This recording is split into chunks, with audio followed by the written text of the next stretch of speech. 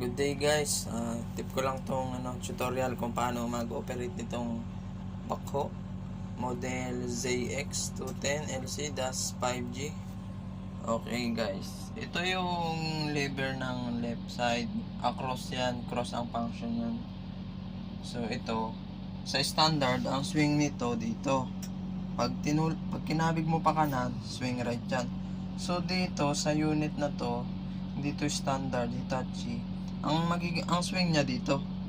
Pag tinulak mo siya, swing right. Yan. Pero kapag hinila mo siya dito naman, kontra lang yan. Swing left naman siya. Yan lang yung function niya. Tapos, ito naman, pag kinabig mo siya pa kanan, ang magiging arm. Yan, arm. Yan kasi ang arm niya, may pinagkakapitan ng kamay niya, ng bakit niya. Yan. Yan o. Pag kinabig pa kanan, arm in. Pag pinakabig naman pa kaliwa, arm out naman yan. So, kontrahan lang yan. Yan.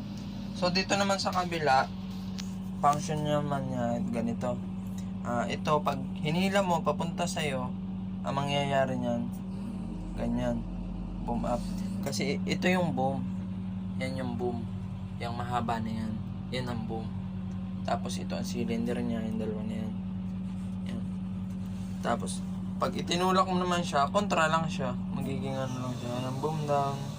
Tapos pag hinila mo, boom up.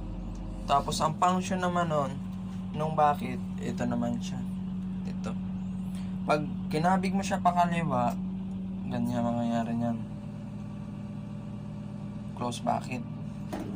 Tapos pag kinabig mo siya pa kanan, open bucket. So yun lang yung function niyan. Kontra lang. Kung paano mo ginalaw siya, papalik ganun din. Tapos ang travel niya, ito naman. Ito. Left, right. Right, tsaka left. Kaya ako nasabing left ito. Right ito. Kasi nakaharap tayo dito eh. Nakatalikod pala tayo dito. Yan yung travel motor niya. Ayan. So, nasa tama tayo, travel motor. Kapag hinila ko to, ibig sabihin, atras tayo. Reverse. So, kapag itinulak mo naman yan, forward naman yan. Forward. Pero kailangan mong mag-swing. Ayan. Ito na yung magiging forward niya. Ayan yung front idler niya. Ayan. Pahaba siya. Kita ba?